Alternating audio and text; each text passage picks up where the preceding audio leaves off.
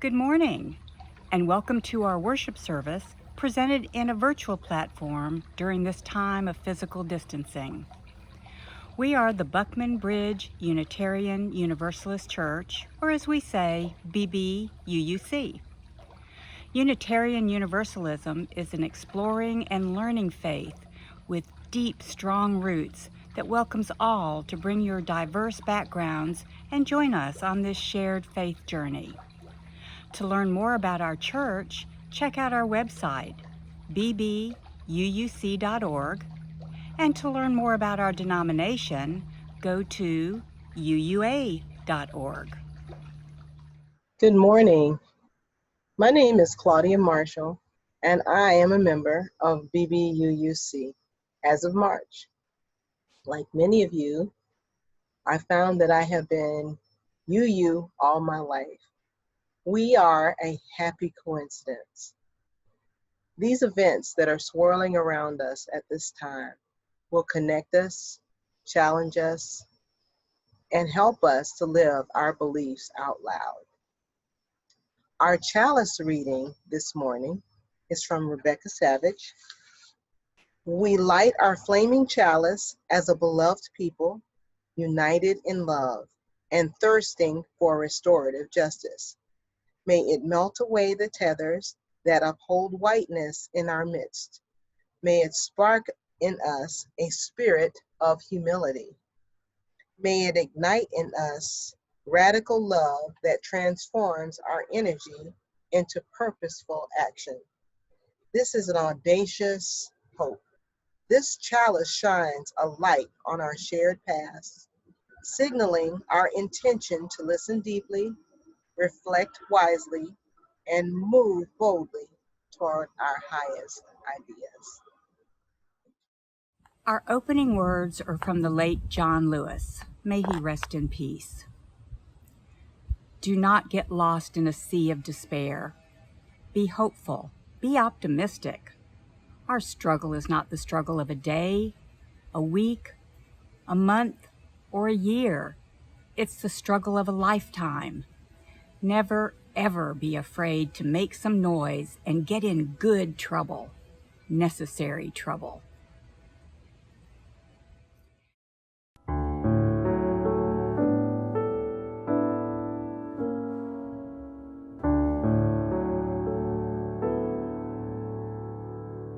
Good morning, friends, and welcome to the Wonder Box. There are several special guests in our box today. Do you have a guess who they might be? I know, the possibilities are absolutely endless. So let's just see. Wonder Woman. Whoa, she's awesome. She's my favorite superhero, not least because her name starts with wonder. And do you know that there are heroes in our UU faith tradition? Women and men who were Unitarians and Universalists who made our world better, not by flying around like a superhero, but by working, writing, speaking, and telling the world what was wrong and ideas on how to fix it. Today, I'm going to share with you a few Wonder Women from our Unitarian Universalist faith who worked tirelessly to provide leadership in what became known as the women's suffrage movement. This is the movement that led to the passage of the 19th Amendment to the U.S. Constitution, which acknowledges women's right to vote.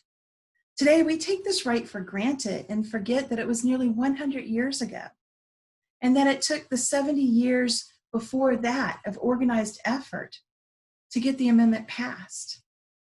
Here's some of their pictures. This one, this one, this one.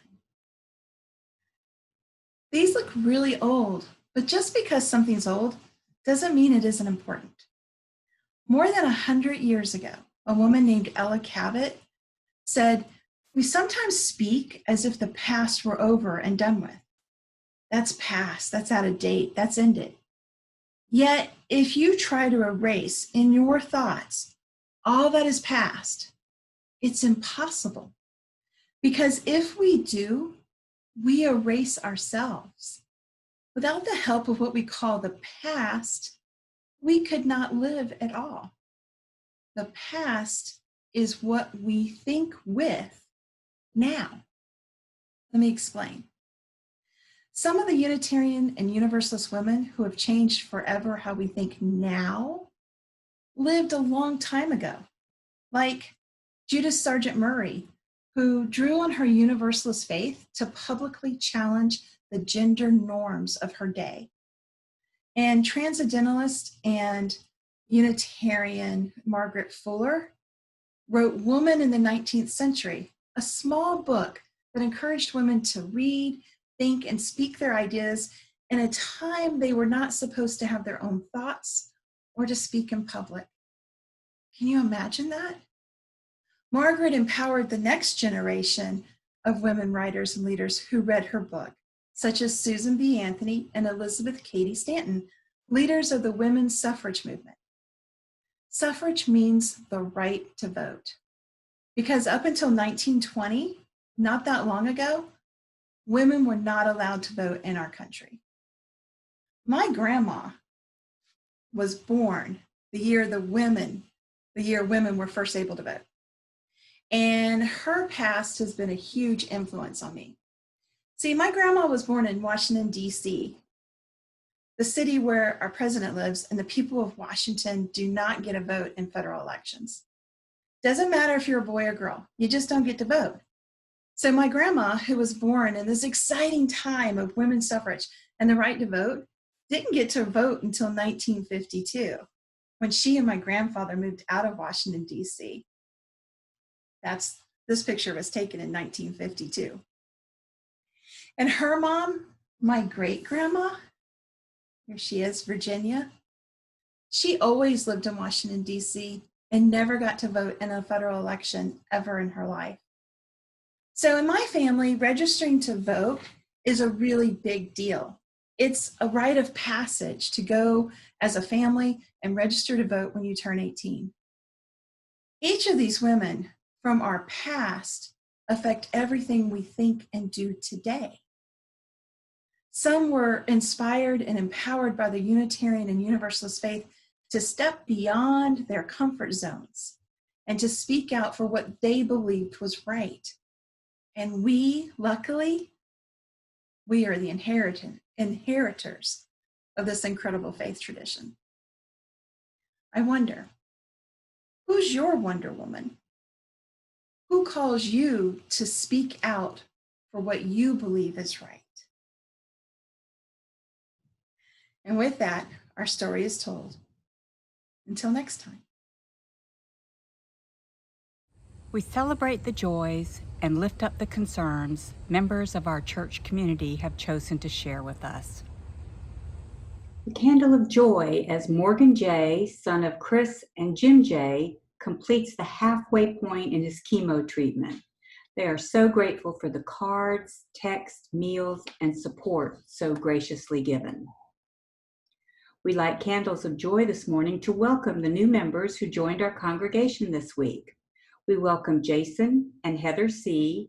with their wonderful kids, Hannah Laura and Joseph. We also welcome Christina A. and Nick R. as members of our church family. A candle of congratulations to Sandy M., who welcomed her 4th great-granddaughter, Autumn. A candle of joy for birthday celebrations for Cheryl F. and Caitlin R. on July the 27th, and for Michael C. on the 29th. Happy birthday to each of you. We light 2 candles this morning for the loss this past week of 2 icons of the civil rights movement, Representative John Lewis and the Reverend C.T. Vivian. May they rest in power, and may we continue to get into good trouble in their honor. Our final candle of joys and concerns are for those that remain unspoken in the quiet of our hearts.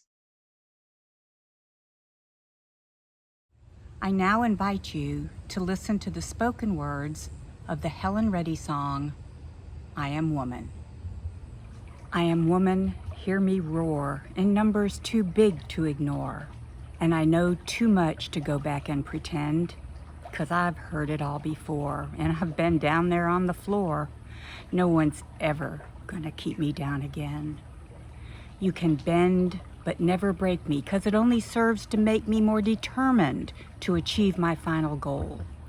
And I come back even stronger, not a novice any longer, 'cause you deepen the conviction in my soul. I am woman. Watch me grow. See me standing toe to toe as I spread my loving arms across the land.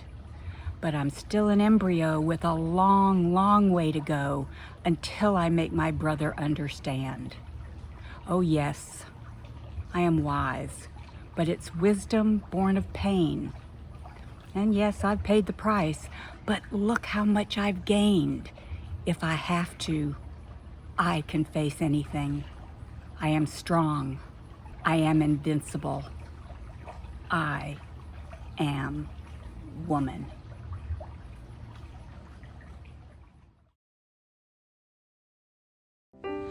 Whether we're in our building, on social media, using YouTube for worship, or Zoom to hold classes, meetings, socialize, and anything else we can think of, our church is about us, the people, not the platform, the members, friends, and visitors.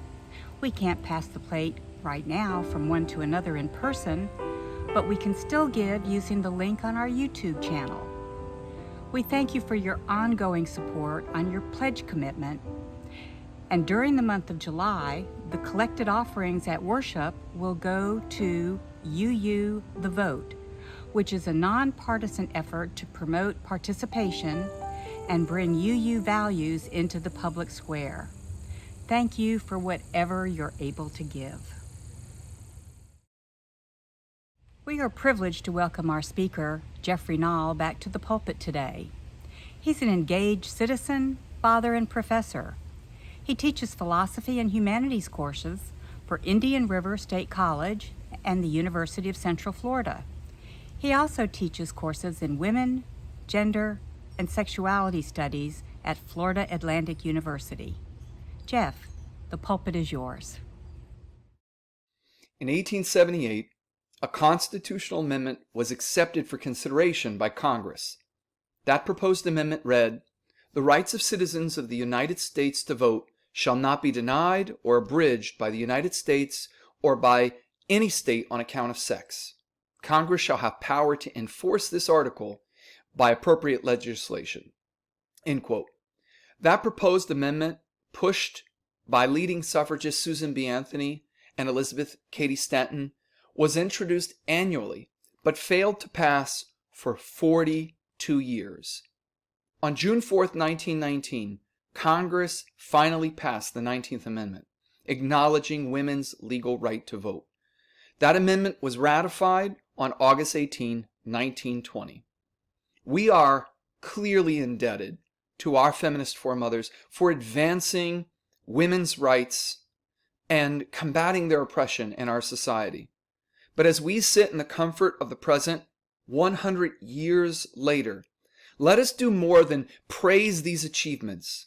Let us contemplate the insight and the wisdom taught by the example of those who made these advances. Let us strive to emulate the best of their inevitably imperfect example.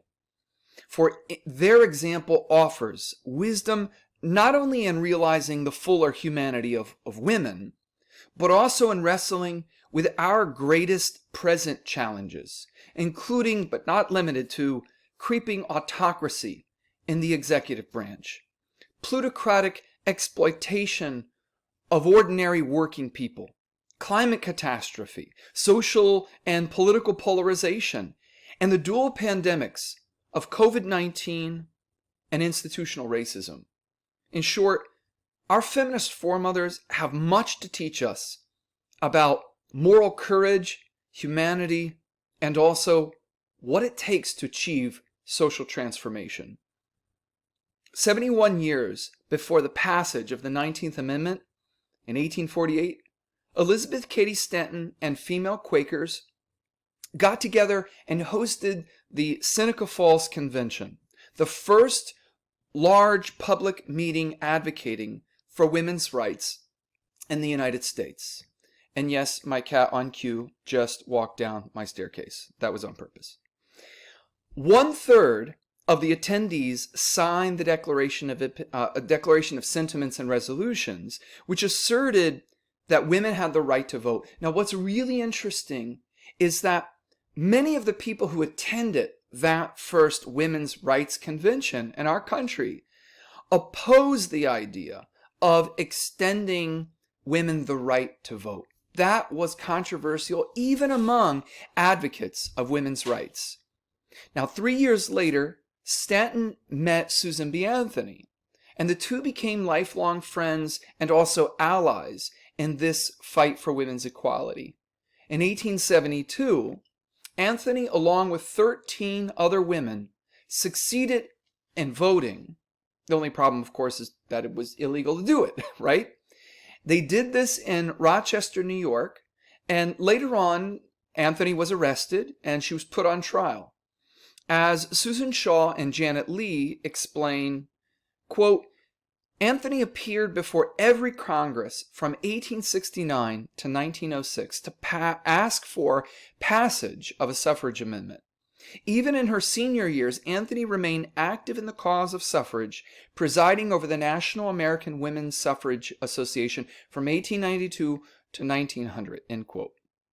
As we commemorate 100 years of suffrage, let's contemplate the significance of Susan B. Anthony having labored for women's rights for 50 years, but consider that she died 14 years before women won the right to vote.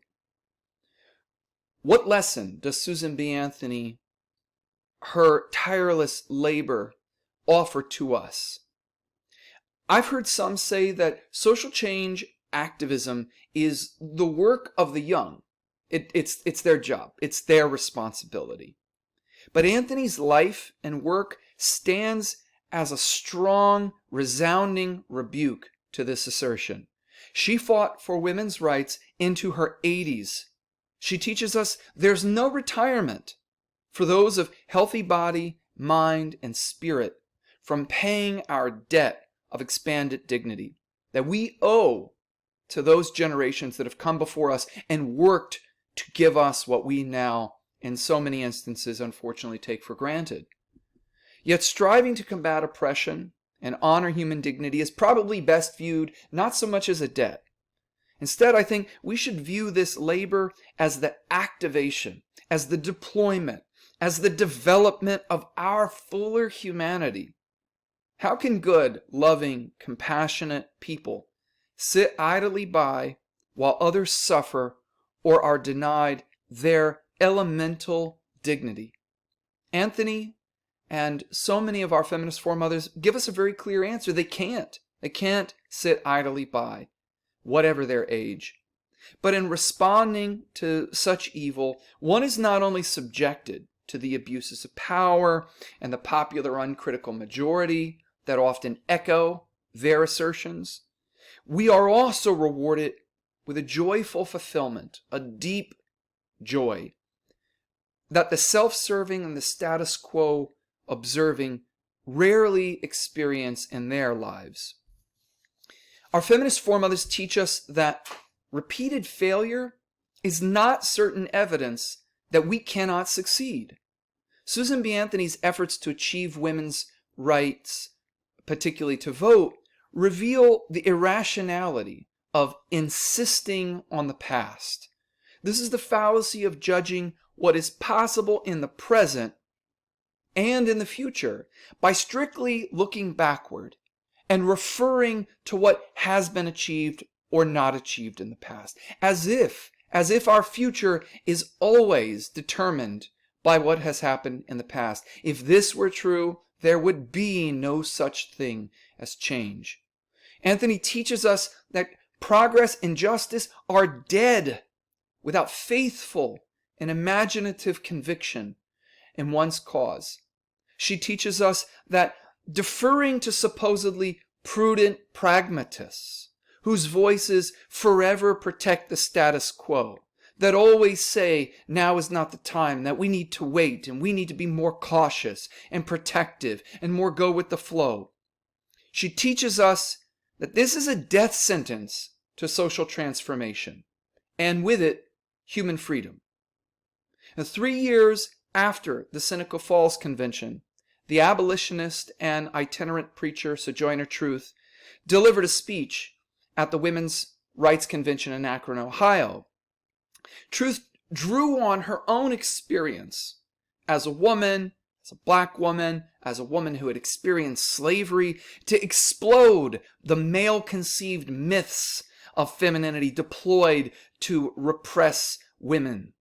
In the earliest transcription of her speech, she is purported to have said, "I have as much muscle as any man, and can do as much work as any man. I have plowed and reaped and husked and chopped and mowed, and can any man do more than that? I have heard much about the sexes being equal. I can carry as much as any man, and can eat as much too, if I can get it. I am as strong as any man that is now." End quote. And as for the claim of women's intellectual inferiority, Truth identified the unfairness of depriving women the full development of their capabilities. She said, "As for intellect, all I can say is, if women have a pint and man a quart, why can't she have her little pint full? You need not be afraid to give us our rights for fear we will take too much, for we can't take more than our pint will hold." End quote. And here, Truth is clearly not accepting the presumption that women are inferior. She's satirizing the absurdity of the claim that women must be suppressed for fear that somehow they will exceed their capabilities. Truth says, just give us what we can hold. That many working for women's social equality never witnessed the fruits of their labor, fruits that we today dine upon and enjoy, reminds us that the egoistic demand for immediate results, that it has to happen now, that I'm not going to try if I can't predictably see the outcome, is yet another obstacle to effecting social change. Our foremothers teach us that successes won in one age are born out of the long, tiresome, and often seemingly fruitless toil of preceding ages. Appreciating the labors of our foremothers requires a deeper understanding of the male supremacist cultural context that they existed in and battled against. Consider the grievances that were listed in Elizabeth Cady Stanton's Declaration of Sentiments and Resolutions, which was modeled on the Declaration of Independence, and important to note, was signed by not only 68 women, but also 32 men, reminding us of the necessity of allies in all good causes. It reads, "The history of mankind is a history of repeated injuries and usurpation on the part of man toward woman, having in direct object the establishment of an absolute tyranny over her. To prove this, let facts be submitted to a candid world. Among those facts, the facts that the signers presented of the tyranny of men over women included the fact that women were denied, quote, a thorough education, all colleges being closed against her, end quote. And the fact that women were also denied all the avenues of wealth and distinction, including opportunities in theology, medicine, and also law. Early feminists struck at the oppressive foundation of the family, namely the presumption that the husband was a miniature king, entitled to mete out punishment to all as he saw fit, including wife and children. In 1864, the Court of North Carolina wrote in a case called State v. Black that, quote, a husband is responsible for the acts of his wife and is required to govern his household, and for that purpose the law permits him to use towards his wife such a degree of force as is necessary to control an unruly temper and make her behave herself, end quote. Thus the husband was accorded powers of punishment over everyone, including his wife. And this ruling, I want you to keep this in mind, was written 16 years after the Seneca Falls Convention and the issuance of the Declaration of his Sentiments. The court went on to make it clear that husbands were not permitted to, inflict, quote, permanent injury, or use excessive violence, or to enact such a degree of cruelty as shows that it is inflicted to gratify his own bad passion, end quote.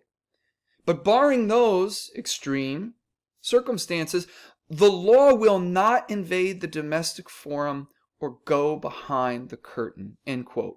And so the state of North Carolina made it clear that the discipline of wives, of domestic violence by our standard, was a private matter that the state should do its best to stay out of. In fact, men had a responsibility to discipline their wives.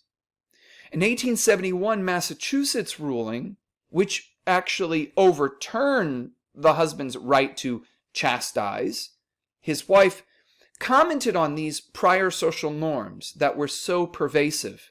The court wrote that the law of the state no longer recognized the privilege, ancient though it be, to beat her with a stick, to pull her hair, to choke her, spit in her face, or kick her about the floor, or to inflict upon her like dignities, end quote. 1920 was not only the year women gained the right to vote. 1920 was also the year that wife beating was rendered formally illegal in all of the U.S. states. And it wasn't until 53 years later, in 1973, that the first battered women's shelter opened in St. Paul, Minnesota. Violence against women has been the norm for the majority of human history. Keep that in mind. When our feminist foremothers claimed women were independently entitled to basic rights, they were challenging a 5,000-year-old system of belief and practice that presumed the superiority of males over females. To win the freedom that women today rightly enjoy, they had to imaginatively see through the dehumanizing fog of cultural norms to recognize women's full humanity. And this seems easy to us. It seems obvious to us. But our cultural lens, our frame of reference, our morality is clearer, more in focus, precisely because those who came before us had the audacity, the courage, and the fullness of humanity to see the fullness of women's humanity. I want to close with what I think are interesting words from Susan B. Anthony. When the judge announced her guilty verdict for illegally voting and stated that she would be fined $100, Anthony replied this way: "I will never pay $1 of your unjust penalty. All the stock in trade I possess is a debt of $10,000 incurred by publishing my paper, The Revolution." And if the woman named her paper Revolution, you could imagine how this is going to go. But she says, "The sole object of which was to educate all women to do precisely as I have done, rebel against your man-made, unjust, unconstitutional forms of law, which tax, fine, imprison, and hang women while denying them the right of representation of the government. And I will work on with might and main to pay every dollar of that honest debt. But not a penny shall go to this unjust claim. And I shall earnestly and persistently continue to urge all women to the practical recognition of the old revolutionary maxim, resistance to tyranny is obedience to God." Thank you.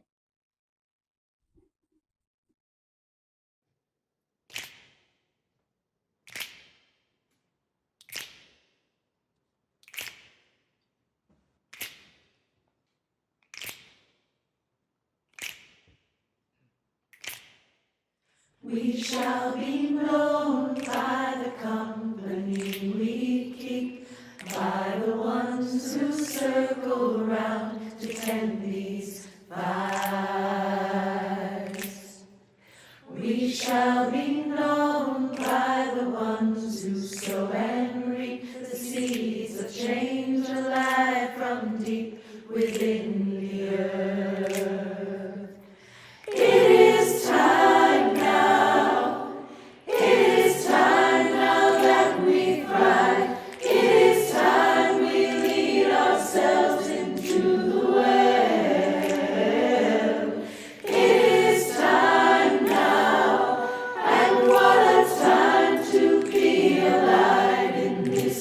great turning we shall learn to lead in love. In this great turning we shall learn to lead in love.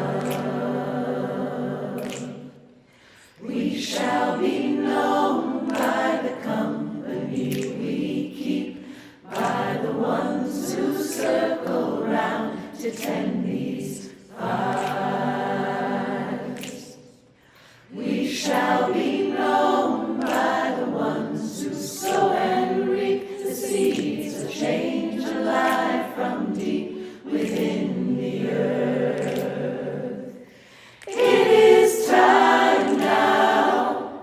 It is time now that we thrive.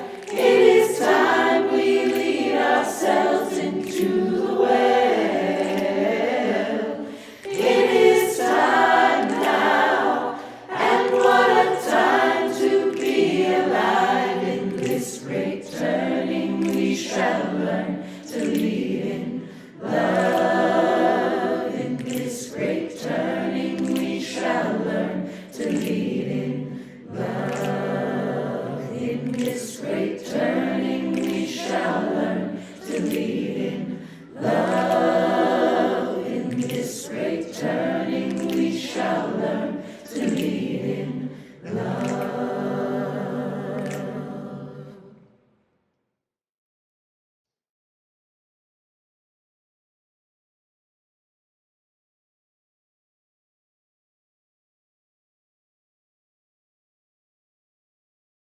We extinguish this chalice, but carry the fire in our hearts to fuel us to know our strengths, follow our passions, and change the world by getting into good trouble.